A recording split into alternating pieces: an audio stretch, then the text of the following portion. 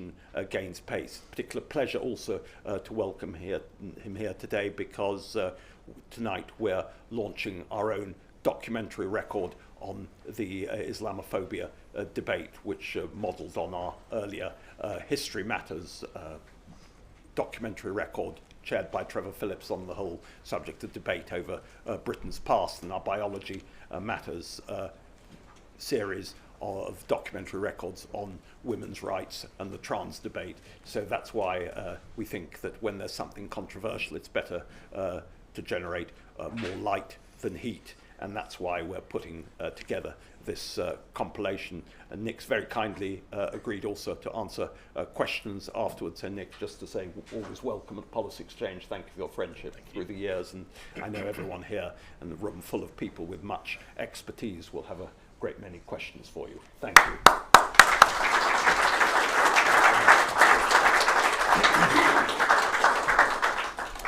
Thank you very much, and thank you for that warm welcome, Dean. What Dean didn't say is he's allowed me to devote half the speech to Aston Villa in light of what's happened recently, so I apologise in advance for that. But thank you to Dean and to everyone at Policy Exchange for their brilliant work on these kinds of subjects, and I look forward to reading the report that's out this evening about Islamophobia. I've no doubt that will be another excellent contribution. I'm here today to talk about free speech and Islam in Britain, but I wanted to start by setting the conversation in its historical context, because it's quite easy to get bogged down when we talk about free speech in conceptual and theoretical arguments. But the way we think about free speech in Britain is grounded in hundreds of years of conflict and change. For we weren't always free to say what we thought, especially about religion. Even before the English Reformation, there were outspoken thinkers like John Wycliffe, who took great risks to challenge the orthodoxy of Rome. Sometimes the punishment for supposed heresies was very violent, but the Act of Supremacy in 1534, followed by the execution of Sir Thomas More, led to years of political instability and bloodshed here. For a century and a half, England experienced civil strife as Catholics and Protestants fought for control of the state. It wasn't only under Queen Mary or Oliver Cromwell that there was intolerance and oppression. Religious belief in the 16th and 17th centuries was more about the enforcement of uniformity than respect for pluralism. But it was out of this strife that new ways of thinking emerged, and the earliest liberal thinkers in England published their works in the years and decades after the Civil War. Leviathan by Thomas Hobbes in 1651, two treatises of government by John Locke in 1689.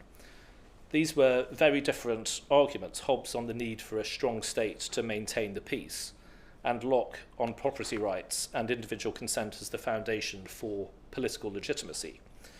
It's tempting to think the years that followed quickly produced a kind of middle way between political and religious extremes, giving rise to a moderate Anglicanism and a clear English and later British commitment to liberalism and pluralism. But actually the Test Acts were passed in the 1670s, and while the Glorious Revolution gave us the Bill of Rights, the Toleration Act and our constitutional model, 1688 was primarily about the replacement of the Catholic James II with the Protestants William and Mary. The Toleration Act gave freedom of worship to nonconformists, but it didn't apply to Catholics and Jews, and nonconformists remained excluded from political office and the universities. Over time, the remaining restrictions were repealed, with Catholics finally emancipated under the Duke of Wellington in 1829. And gradually, Britain became a broadly Christian and pluralistic nation instead of a uniquely Protestant one. Examples of sectarianism followed, most obviously in Northern Ireland, but tolerance grew through the 19th and 20th centuries. Legal change marched in step with cultural change, and it became more acceptable to mock and criticise religious beliefs. As the last of these changes occurred, like the Lady Chatterley trial and the abolition of theatre censorship, another liberal revolution was underway, with the arrival of mass immigration. The changes this revolution brought about reveal some of the contradictions of liberalism. Because radical diversity, even liberal academics like Robert Putnam have shown, undermines social trust and the norms that make societies work. And when norms disappear, so too does light touch liberalism. As Edmund Burke put it, men are qualified for civil liberty in exact proportion to their disposition to put moral chains upon their own appetites. Society cannot exist unless a controlling power upon will and appetite be placed somewhere, and the less of it there is within, the more of it there must be without. In other words, more diversity means less social trust. Less social trust means weaker shared codes of behaviour, and this risks chaos, mitigated only by more authoritarian government. These changes also reveal what John Gray calls the two faces of liberalism.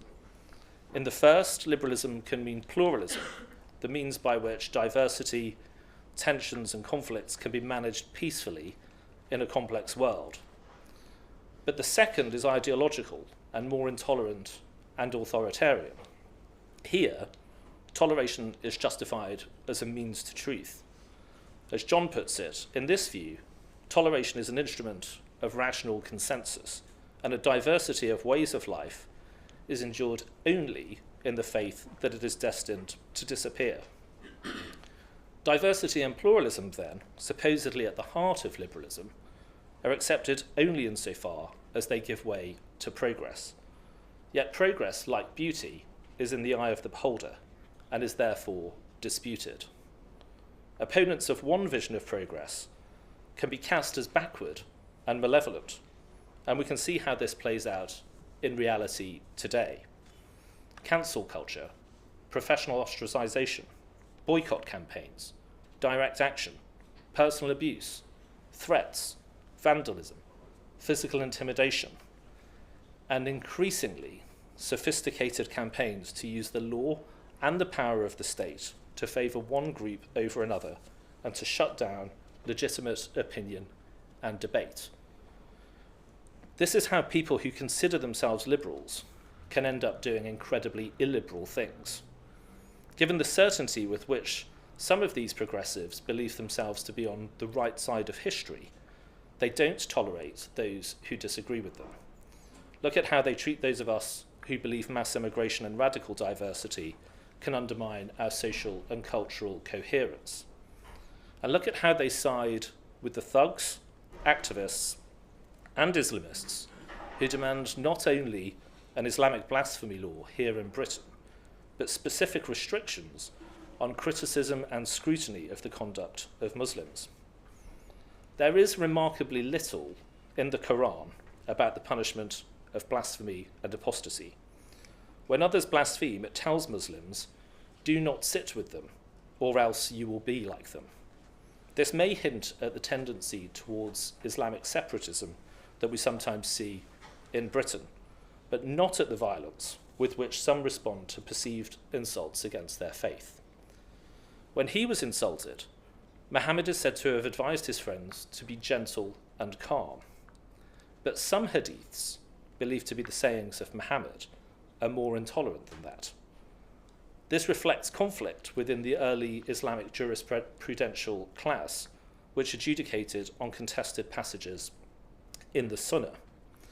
While Muhammad had the right to pardon his critics, many scholars say this does not extend to the Ummah. They must punish blasphemy and punish it harshly.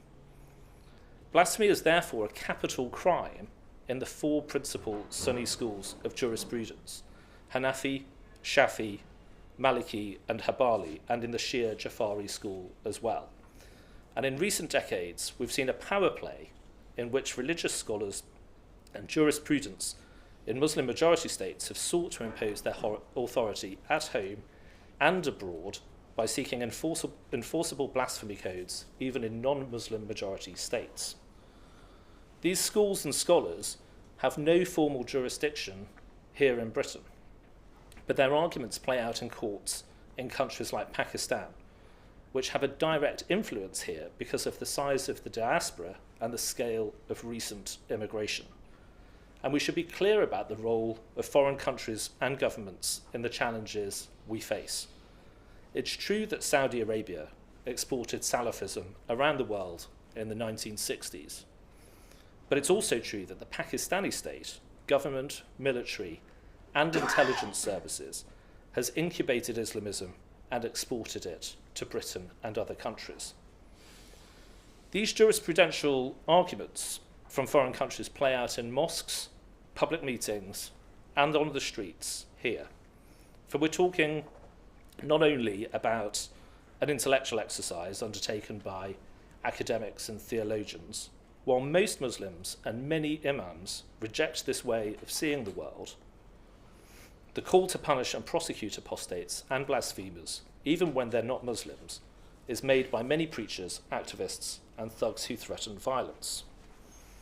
The first time these attitudes came to public attention in Britain was with the protests against the Satanic Verses in 1988. Thousands took to the streets, and after a fatwa was issued by the Ayatollah Khomeini, Sir Salman Rushdie lived with round-the-clock police protection. Many, including the Union of Islamic Students' Associations in Europe, publicly promised to murder him, and 3 years ago, Hadi Matar almost succeeded. Keenan Malik has argued that we've since internalised the fatwa and introduced a form of self-censorship when we talk about Islam, and it's difficult to deny that this is the case. I don't want to repeat the stories today about the Batley teacher, the schoolboys in Wakefield, or other well-known examples, but there is much more going on. Even today, after all the evidence about the rape gangs, ministers refuse to say the obvious, that these were racially and religiously aggravated crimes by mostly Muslim men against non-Muslim children. During the public disorder last year, West Midlands Police explained that they hadn't deployed officers in response to gathering crowds of vigilantes from the local Muslim population because, in their words, they'd worked with community leaders to determine, quotes, the style of policing that we needed to deliver. In prisons, Jonathan Hall, the independent reviewer of terrorism legislation, who's with us today, says Islamists control whole wings of prisons, with officers afraid to intervene because of the fear of discriminating against Muslim prisoners. Officers are known to appeal to the emir of a prison, almost always a terrorist or a violent offender, for their help in maintaining order. In the media, the BBC publishes feature pieces about Muslim converts, describing them as reverts, repeating as fact the Islamic belief that we're all born Muslim, and converts are simply returning to their natural state. Journalists explain in private that their investigations into Islamists often get canned by editors, nervous of legal challenge, complaints to the press regulator, and even threats of violence. And these are threats with which I am familiar personally. Since my speech in Parliament in June, defending our right to criticise religious beliefs, I've received a death threat that's deemed credible by the police and is being investigated. This is the background to Britain's new blasphemy laws. These laws haven't been debated in Parliament, and no MP has voted for them to come into effect. Instead, the police, prosecutors, and the courts have used the Public Order Act 1986 to punish criticism of Islam and that offends Muslims. 2 people this year have been arrested and charged after desecrating copies of the Quran and criticising Islam in public. One is awaiting trial, so I won't comment on that case. The other, Hamet Choskan, was found guilty but won his appeal earlier this month. In both cases, sections 4 and 5 of the Public Order Act were used to charge and prosecute the defendants. These sections make it an offence to cause harassment, alarm, or distress to a victim by using threatening, abusive, or insulting words or behaviour. But this is a misuse of the Act because Parliament removed blasphemy laws from the statute book in England and Wales in 2008, and the last blasphemy trial to be brought by the state here took place more than 100 years ago in 1921. The Public Order Act was never intended to police what we say about Islam. It's true that its Part 3 created new offences relating to racial hatred, and that this was later amended to include religious hatred by the Blair government. But Parliament took that moment to add Section 29J to the Public Order Act, which says nothing in Part 3, quotes, shall be read or given effect in a way which prohibits or restricts discussion, criticism, or expressions of antipathy, dislike, ridicule, insult, or abuse of particular religions or the beliefs or practices of their adherents. Through an amendment to the Crime and Policing Bill and in my own 10-minute rule bill in Parliament, I sought to reassert our rights of free speech by extending Section 29J to the whole of the Public Order Act and to Section 1 of the Malicious Communications Act 1988 and to Section 127 of the Communications Act 2003. To date, ministers have refused to support that proposal, insisting we don't have blasphemy laws, when the conduct of the police and prosecutors suggests we do. Now, you might say it's legitimate to prosecute somebody for saying something that might cause wider disorder, and perhaps in some circumstances that may be so. But this only reinforces the fact that the state is prosecuting people for expressing their beliefs because they fear the violent reaction of others. The game was given away when the Crown Prosecution Service first charged Mr. Choskan with causing, quote, distress to the religious institution of Islam, almost the dictionary definition of blasphemy, and when the judge in the original hearing said the violent assault against Mr. Choskan by two others was evidence of his guilt. Fortunately, the judge in the appeal hearing was clear. He said, there is no offence of blasphemy in our law. The right to freedom of expression, if it is a right worth having, must include the right to express views that offend, shock, or disturb. This is, I believe, the correct interpretation of the law, and I've written to the College of Policing and the Crown Prosecution Service to ask them to change their guidance accordingly. If the Public Order Act has been used to protect the religious institution of Islam, then the campaign to achieve an agreed definition of Islamophobia is even more explicit and even more ambitious in its reach. This is a term that has been thrown around and used to attack and silence legitimate political opinion for years. Policy Exchange has shown, for example, how the Centre for Media Monitoring, an activist body used to intimidate journalists, claimed the press was Islamophobic for reporting that Salman Abedi shouted Islamic slogans as he attacked the Manchester Arena. This is the purpose of the campaign to get Islamophobia defined and recognised by the state. Doing so will allow campaigners, some of them extremists, to shut down debate affecting Islam or Muslims by claiming it is racist. According to leaks, the government is abandoning its plan to produce an official definition of Islamophobia, preferring to define anti-Muslim hatred instead. This may be a significant concession, but we don't know because the government has been so secretive and ministers remain silent. Anything that goes beyond existing laws, confusing criticism of religion with racism, confusing the protection of people with the protection of ideas, will still be unacceptable, whatever it is called. This, after all, is what the definition produced by the APPG on British Muslims in 2018 does.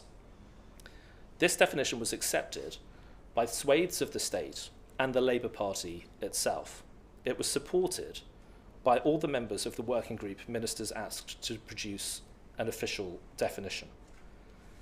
The APPG definition says, Islamophobia is rooted in racism and is a type of racism that targets expressions of Muslimness or perceived Muslimness. This raises quite obvious questions. If Islamophobia is rooted in racism, can I be racist to a white Muslim convert? How can Islamophobia be about racial difference when to be a Muslim is to choose to believe in the religion of Islam? Britain already has laws to stop discrimination against Muslims, just as we do for those who believe in other religions. The Islamophobia definition deliberately aligns the protection of people from physical harm and discrimination and the protection of ideas and beliefs from scrutiny and criticism. It deliberately tries to protect Islam from scrutiny and satire, and the behaviour of Muslims who do wrong and extremists who act in the name of Islam from accountability. Consider some examples.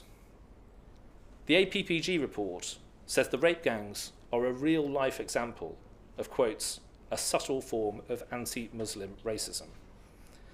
It says it is Islamophobic to identify, quotes, entryism in politics, government, or other social institutions, which we know is a favoured method of the Muslim Brotherhood.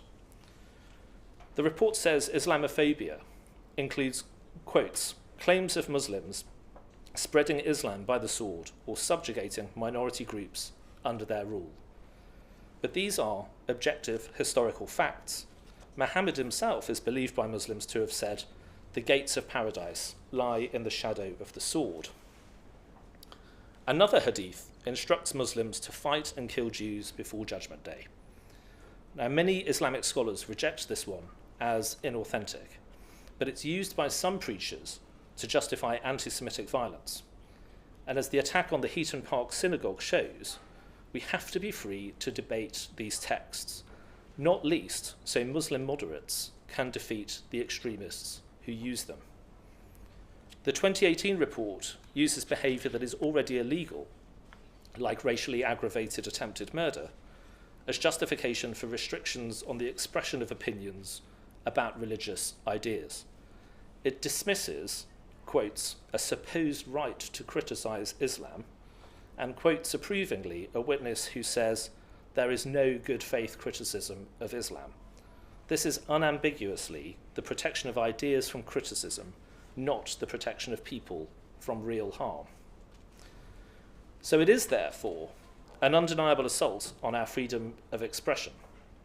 But why are those in authority, some elected, some not, going along with something so clearly incompatible with life in a free society? How is it that Islamists have taken control of public discourse about Islam and Muslims in Britain? Why are moderate, liberal, secularised Muslims so often excluded from the debate? And how is it that Middle Eastern leaders are warning that Islamism is growing more dangerous, not in their countries, but in Britain and the West? Fear is undoubtedly part of the story. Fear of threats and physical violence, fear that the multicultural dream politicians sold is less coherent and more dangerous than they can admit. Fear, certainly in the Labour Party, of losing political support to Islamist challengers. Fear within the police and the criminal justice system of a loss of control on the streets. Don't confront the agitators and the thugs, goes the logic. Let's meet them halfway instead. And this is becoming a familiar pattern. Look at what has happened in the last few days with the forthcoming football match between Aston Villa and Maccabi Tel Aviv. Whipped up by local activists and even their local MP, thousands of people in Birmingham made their hostility to Jewish Israeli football fans clear. The threat of violence was unmistakable. And instead of declaring that this is unacceptable, instead of saying the police would do whatever it takes to make the city a safe place for Jews, West Midlands police surrendered to the thugs and the Islamists and insisted that Jewish Israeli fans should be banned from attending the game. A similar defeatism is behind the argument that although these restrictions on freedom of speech may be regrettable, they are now an unavoidable consequence of the multicultural society in which we live today. We are, in other words, where we are. The best we can hope for is to become a greater Singapore, less Locke and more Hobbes. By this logic, the state must police the boundaries between ethnic and religious groups to avoid disorder. We should be clear that at best this means a more intrusive and dictatorial state, but more likely sporadic violence and mob rule. Because once the mob knows it gets what it wants with the threat of violence, the more the threats will keep coming and the more the mob will get. The more, too, members of other ethnic and religious groups will turn to similar tactics. This is the very essence of the two-tier justice row. Rough justice for those belonging to identity groups that play by the rules, and freedom from justice for those belonging to groups willing to take to the streets and threaten violence. This is the logic of arresting people for criticising religious beliefs, and it's the logic of defining so-called Islamophobia. Opinions must be policed and ideas must be defended because, otherwise, there will be trouble. Is this what Burke meant when he said the less controlling power there is within us, the more there must be without? Far from it, because the controlling power must be directed not at those who express their opinions, but at those who claim they cannot constrain themselves, those who threaten violence and who reject the basic premise of a pluralistic society. And that is what all of this is about.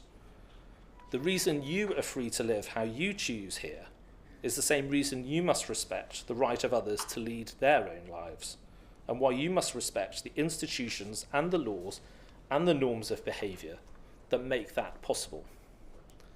But pluralism alone is not enough, because we can't accept every ethical perspective, and we must never tolerate a moral or legal relativism in different communities. So we need to build an ordered pluralism, which embraces the freedom of individuals to live their lives as they choose, yet still builds a stronger shared identity. That identity must be inclusive and recognise that there are different ways of feeling part of the whole. But it must be distinctly British, respecting our history, institutions, traditions, norms and laws, and recognising their roots in Christian thought. We need a robust cultural conservatism that defends without equivocation our way of life. So if you want the rights of British society, but not the responsibilities, and if you reject the inheritance that gave us those rights and responsibilities, we must be honest and brave enough to say that we do not want you here. If you are not brave enough to say this, the very future of our society is at stake. After the failures of successive governments, Islamism is now a force in our society and our politics.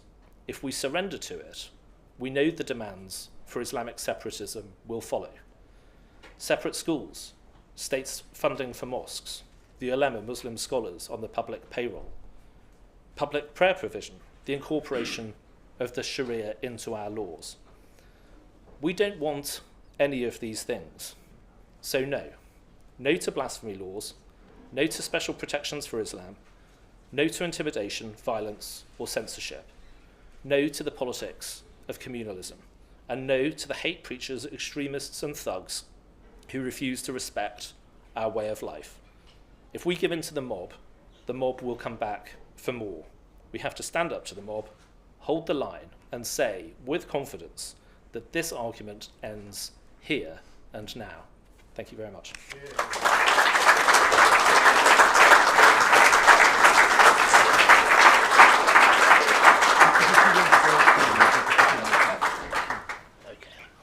Thank you. I know there'll be many questions now, so I'm just trying to get a flavour from the room, see who wants a question, who's trying to get my attention. Just trying to see. Yes, who's got the microphone? Yes. Okay. Gentleman at the front, please. First, just say your name and organisation, please. David Rose from Unheard. I wonder if in trying to fight on these various fronts in Parliament, you've had any occasion to try to reach out to make common cause with the critiques of Islamism on the left. Years ago, there was an individual called Ambalvana Sivanandan, who was the director of the Institute of Race Relations, and he was a Marxist, but he was a vehement opponent of identity politics of all kinds and foresaw, it seems to me, in some of his writings in the 1980s, much of what has taken place since. And for him, the Rushdie affair, as for you, was a turning point. But I note that when the APPG report came out in 2017, there were voices on the left, like Pragna Patel, then the head of the Southall Black Sisters organisation, and others, who saw this as a power play by traditional conservative authoritarian elements within Islamic communities to impose their will on everybody else. I wondered if you'd sort of reached out to those people, whether they're useful allies, whether one is right or left in other ways. Yeah, thank you. I think it's very interesting, isn't it? Because I think that you mentioned the Southall Black Sisters. Their criticism of this will actually come from a feminist perspective, an intersectionalist feminist perspective, and they will see that some of what is expressed in the APPG report will help to reinforce patriarchal attitudes in the Muslim community. Now, I personally don't really have that much sympathy for this way of seeing the world, because eventually identity politics, which in its most moderate forms, I think, maybe it can give voice to certain people or certain issues that are ignored. Ultimately, identity politics would just eat themselves. And I think that's actually where we are now in the state of our politics. I think it's very interesting that there's lots of people on the left who have a problem with this. So I don't want to embarrass members of this audience, but I can see 2 or 3 of them with Labour backgrounds who I think would share this kind of critique. And over the years I've done work with the likes of Khalid Mahmood, who actually has a role at Policy Exchange, I think, who maybe it's not necessarily an ideological opposition that's a sort of left-wing ideological opposition that he has to Islamism, but it is quite straightforwardly, his opposition is straightforwardly grounded in his experience as a Muslim and representing a constituency with lots of Muslim voters. Because in reality, I think a lot of this, we think of it often as extremists trying to point out differences between the Muslim population and the rest of us. But actually, a lot of this is about differences within the Muslim population. And it's about trying to define normative Islam in a really hardline way that excludes most Muslims who just want to get on with their lives. Thank you. I see another couple. There's a lady there, just next to the aisle. Yes, you. Exactly. Name and organisation, please. Thanks. My name is Anna. I'm an independent open source investigator. So I'm aware that the IHRA definition of anti-Semitism somewhat influenced the desire or mood for an Islamophobia definition. Firstly, I guess, do you think it's fair that there is one for anti-Semitism? And I guess following on from that, if that's the case, why would you think that's different to something about an Islamophobia definition? Well, I think there's a very clear difference when we're talking about anti-Semitism and when we're talking about Islamophobia. I can't hear, I'm sorry. Oh. Is it? Yeah? Can you hear me now? Is that better? I'll stand further over. I think there is a clear difference between anti-Semitism and Islamophobia conceptually, most obviously because anti-Semitism, discrimination and hatred directed at Jews is not just about religious beliefs, it's about the ethnic identity. And in the case of Islam, that's a system of belief. And I don't think you can have rules in place, even laws in place, to protect people's beliefs, their choices, and choices we should be free to judge. And if we don't have open discussion about these things, I just gave the example of the hadith that tells Muslims that they should kill the Jews before Judgment Day. It's really important that we talk about these things. There's lots of Islamic scholars who say that's not legitimate, it's not an authentic hadith. But just by suppressing any discussion of that, we're not helping them to win the argument within Islam. We're making it much harder for them. So we have to be able to talk about it.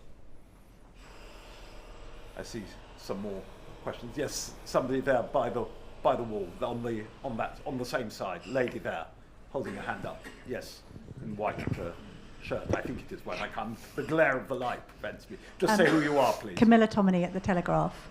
I just wondered, building on David Rose's point, whether there are lessons to be learned from the war against the transgender activist mob in actually making more of a case around the safety of women and girls. In recent times, we've seen a report of the man that was disciplined for wanting a 4-year-old to wear a hijab. We saw the strange events in Tower Hamlets, which precluded women and girls over the age of 12 participating in a park run. We talked about how to get the right and left united. as with taking on the trans activists, isn't there more of a case to be made of actually saying that some of the problems with Sharia law and other extremist elements of Islam is the subjugation of Muslim women in 2025, which other women across the religious spectrum find entirely abhorrent and distasteful? I mean, I strongly agree with you, Camilla, and that story of the fun run in Tower Hamlets, I think, was just a really good example of the kind of thing we mean. And Tower Hamlets, as a local authority, is obviously run by Lutfur Rahman, and we have we have serious challenges when we think that it's not just sort of extra parliamentary activists or whatever who are trying to force some of these things. We actually now have elected representatives who are happy to participate in these campaigns and spread, the most generous, very dubious beliefs. And we've seen that with the Villa Park thing too, with Ayub Khan, who's a member of Parliament. Now, I think unfortunately there's a kind of hierarchy of identity politics for some people on the left, where actually in practice some people's commitment to women's rights and equality between the sexes has been subordinated to their commitment to their ideal of a multicultural society. I think this is what I meant when I said identity politics will end up eating itself. That is happening in practice with these kinds of examples. But the left, I think, is splitting somewhat, because obviously there are some people who think that their commitment to the equality of the sexes is more important, and we should obviously be working with those people as far as we can. See who I'm just trying to get a flavour more. Someone right at the back. I can't see who it is, but if you just say your name and organisation, please. Hannah Baldock. I write for Focus on Western Islamism. Sorry, I couldn't hear. Just Hannah Baldock. I write for Focus on Western Islamism.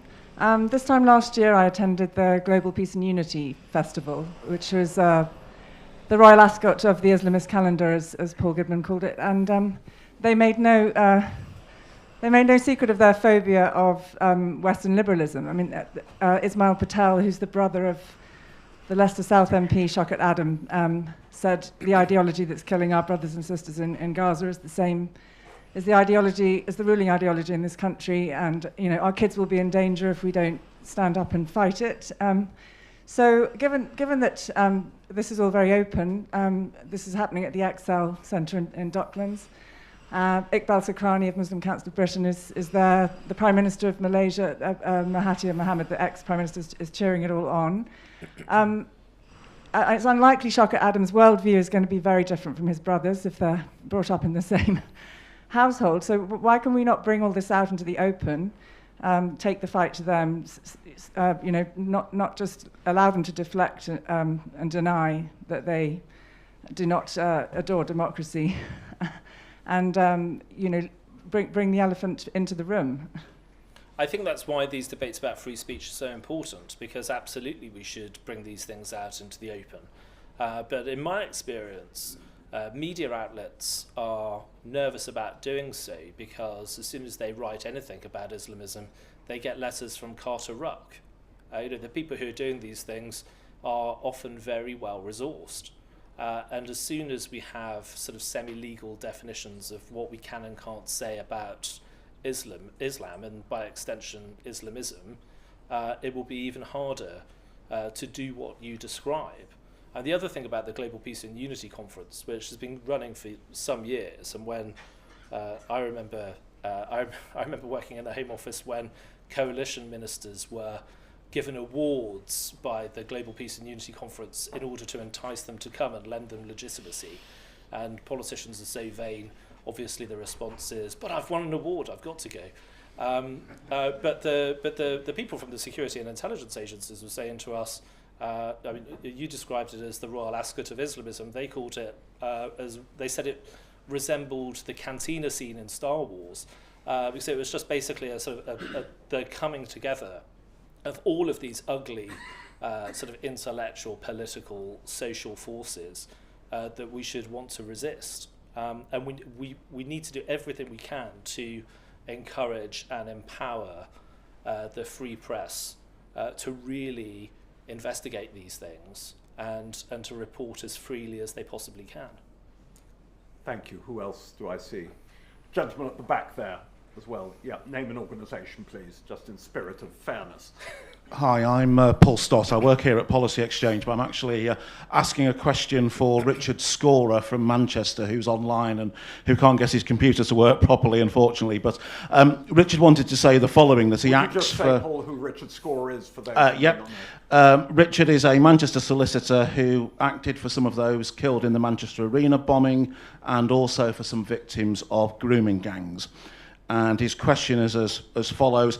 I have a particular interest in this issue, personal experience of being accused of Islamophobia when I criticised the activities of a particular mosque in Manchester. I commend your work. One of the big problems in Manchester and other large urban centres is public sector culture. If you work in the public sector, being accused of Islamophobia can effectively be career-ending, or at the very least, very damaging. Your diagnosis of the problem is brilliant, but how do you start to change public sector culture, particularly because at the moment, people who work in it are often afraid to speak out? Nick.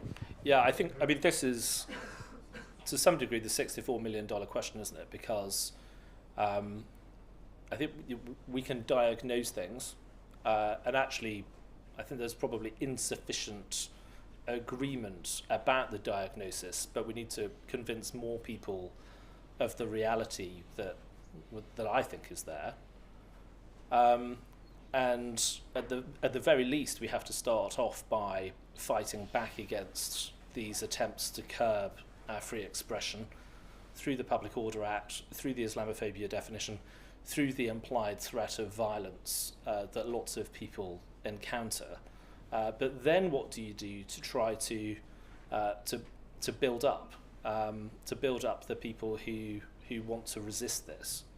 Now, I think there are probably various things that we could imagine doing in terms of specific policies, but if I could just put it more conceptually for starters, the state has been too passive for a really long time, and we've allowed the extremists to define where the line is.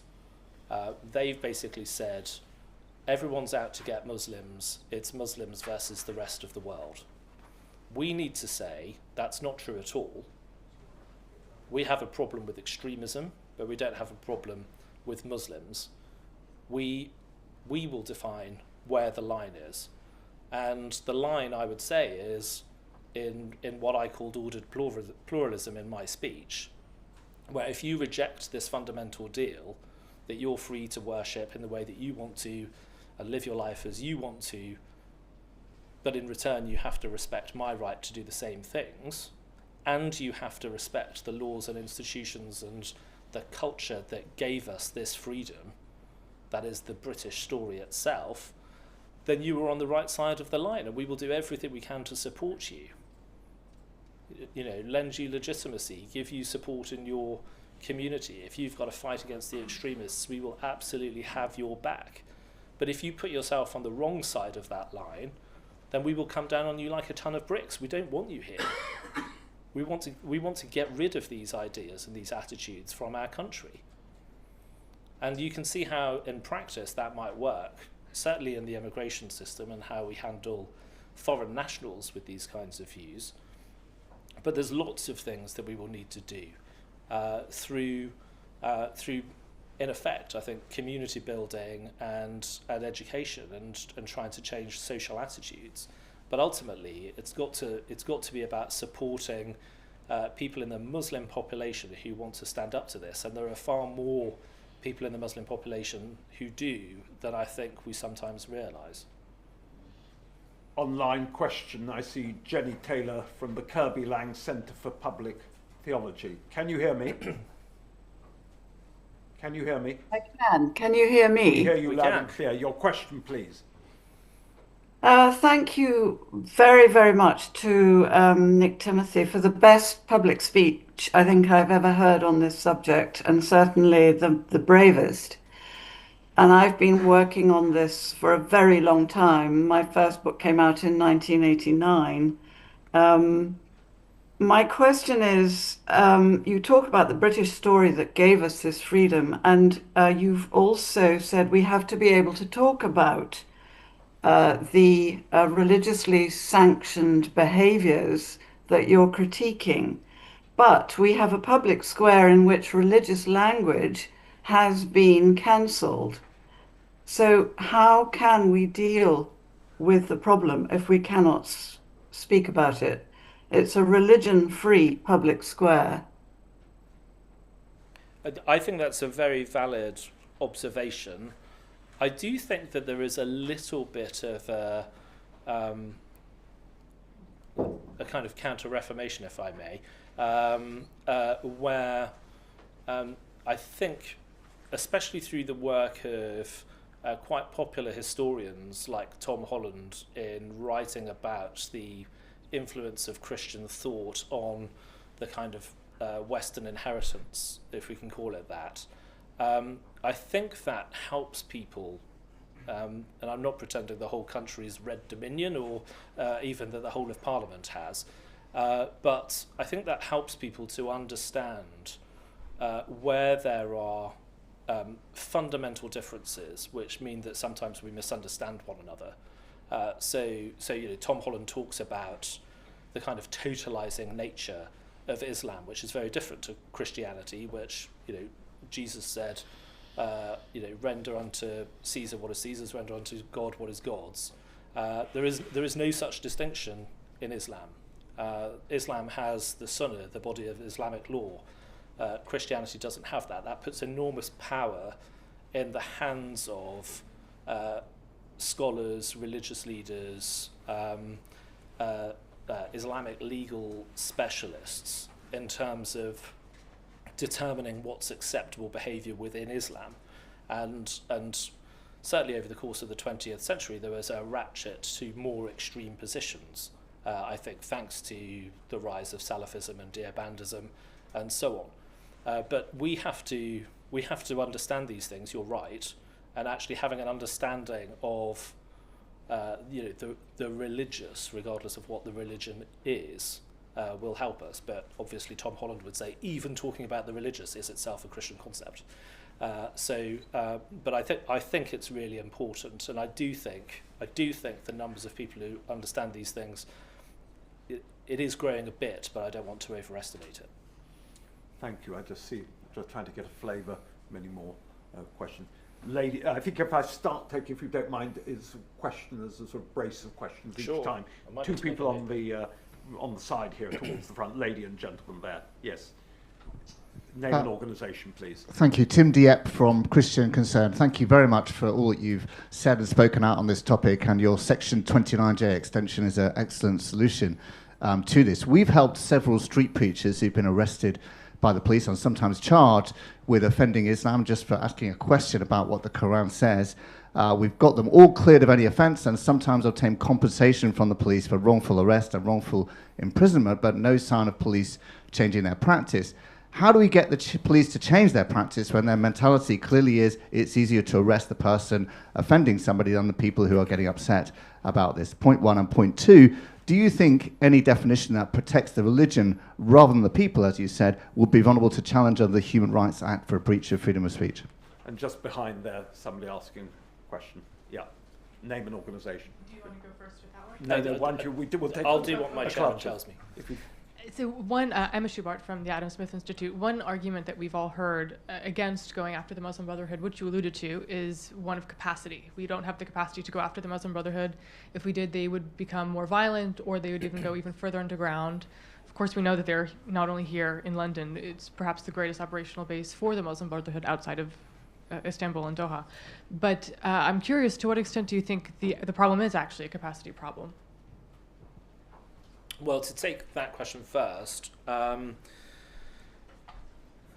It's been one of the weaknesses of the British response to these problems for decades that we have tended to focus on the kind of terrorist outcomes without thinking about the ideologies that drive people to commit terror attacks. But also, of course, those ideologies don't only cause terrorism, they also prompt people to behave in ways that we think are very socially damaging. And actually, I would say the methods of the Muslim Brotherhood, which are actually much more about sort of subverting the states in which their operatives and organisations act, is a much bigger problem. And we need, at a time where obviously resources are finite and we do have growing state threats from China and Russia in particular, we do need to take this really, really seriously. I think it is, if anything, it may be a more serious risk than the risk, I would say, probably from Russia, because it is about subversion within our own country, and we're talking about potentially significant numbers of people. So if it is a question of capacity, frankly, we just need to put more resources into it.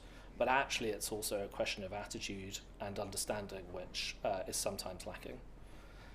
On the point about street preachers, I mean, the police sometimes find it easier to arrest people for offending people, but they don't at the Saturday marches against Israel, do they?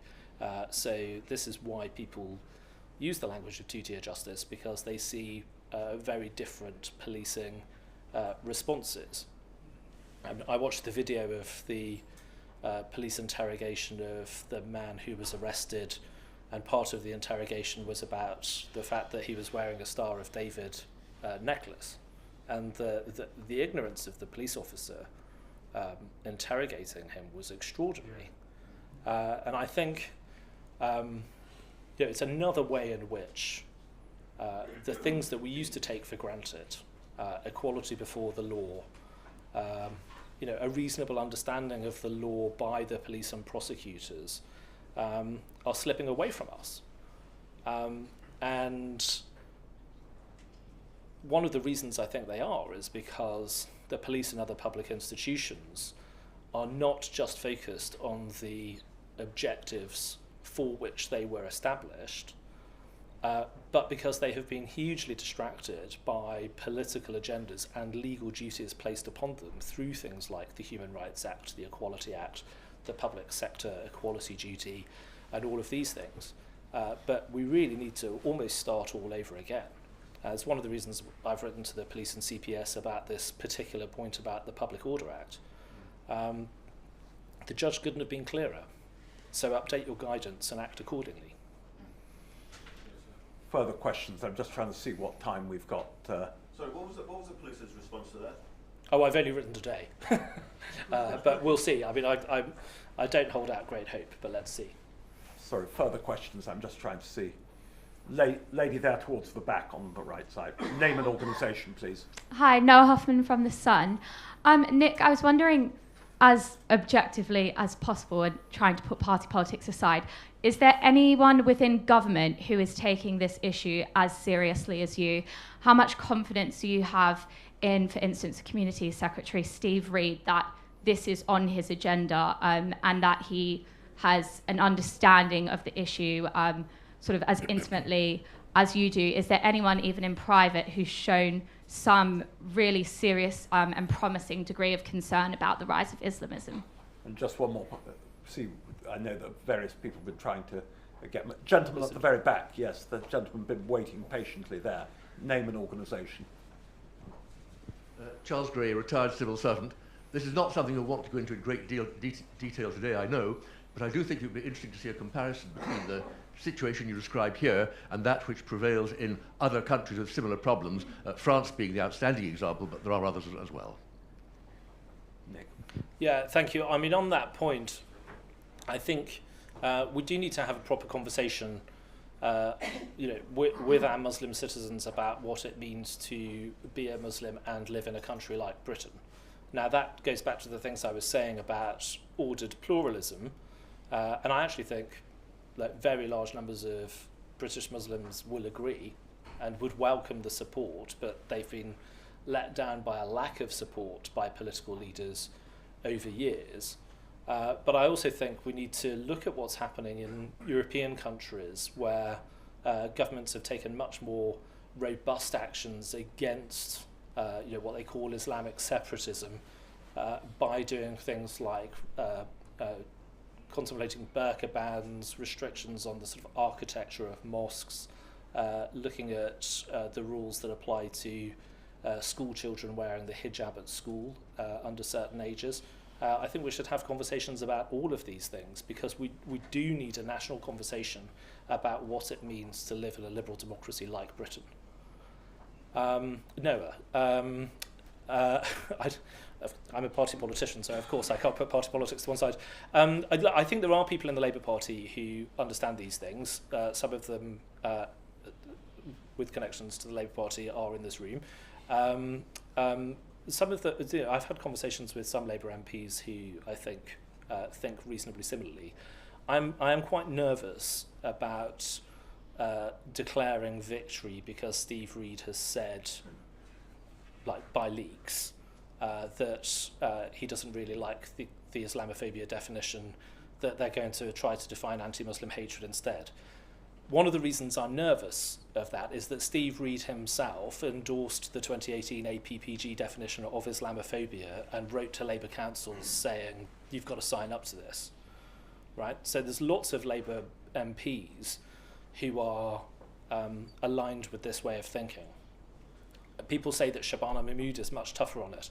I asked her about her past support for the 2018 definition in the Commons, and I was expecting her to try to walk away from it a little bit, and she didn't. She actually defended the 2018 definition report and said, oh, well, the examples that I'd given were just trying to provide some context to the problem. And the examples I'd cited were about Muslim Brotherhood entryism and what it said about the rape gangs. So I'm very nervous that what we're actually going to see is the government saying, oh, we've dropped the plan to define Islamophobia. We've got a definition of anti-Muslim hatred, and the logic of that definition will actually be the same logic as applies to the concept of Islamophobia, which I think would be completely wrong. Final two questions. Time running out. Can I just see who I'm going to have to disappoint someone? I hate to have to do it. Who do I see? Who do I see? Lady there, towards the back. Hello, name and organisation, please. Amanda Mosley Friedman. For the sake of here, I'll just say an American who's very politically engaged, living in London. Thank you for this absolutely fascinating conversation. I think many of us are incredibly concerned about the rise of Islam, and we speak about defining anti-Islam behaviors and what kinds of antisocial conduct go along with that. What about anti-British? What about the foundations of this society, and how do we define policies of intolerance to intolerance, and what degrees of social unrest is the government willing to endure in order to protect the founding values of this country and our shared countries? One more question, just as part of the last bit. Do I see anyone, or have we run out? Have we? I think if I just see it. Oh. Gentleman there, just in the on the fund. Name and organisation. Thank you, Martin Beckford from the Daily Mail. Nick, you were obviously in Home Office and then in Downing Street when all the grooming gang stuff emerged. Did you experience any of the nervousness, institutional nervousness, about talking about the involvement of Muslim men in that issue? Thanks. Well, I think so. When I worked in the Home Office, the stories of the rape gangs were starting to emerge, and obviously at first it looked like they might be sort of localised and specific to particular places. There was then the independent inquiry into the institutional response to child sexual abuse, which I think we anticipated that inquiry would do more on the rape gangs than it did. That it was actually quite cursory, and I think a lot of the inquiry work focused on sort of some of the big institutions like the churches and things like that. So at the time, I don't think it felt like there was a big kind of bureaucratic response to the problem that sought to deny the nature of it. The nature of it was only becoming apparent at the time.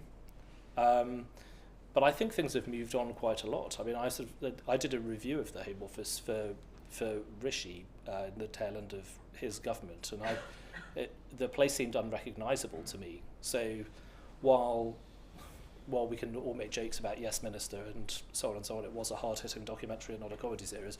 The department had its problems when I worked there, but this was 10 years and more ago. I think things have moved on, and I think some of the ideologies that put things like ethnic, racial differences, religious differences, theories of intersectionality, etc., ahead of treating people as individuals have got much, much worse very quickly. And that's one of the things that shocked me when I went back. Brilliant, thank you. Just want to say, a tribute to you, Nick, that virtually everyone in the room stayed put throughout the whole of that. Couldn't hear a pin drop, and that's because the subject's so important. Your presentation of it's so important. So thank you for coming us here. Vital contribution. Please join us in expressing appreciation to our guests and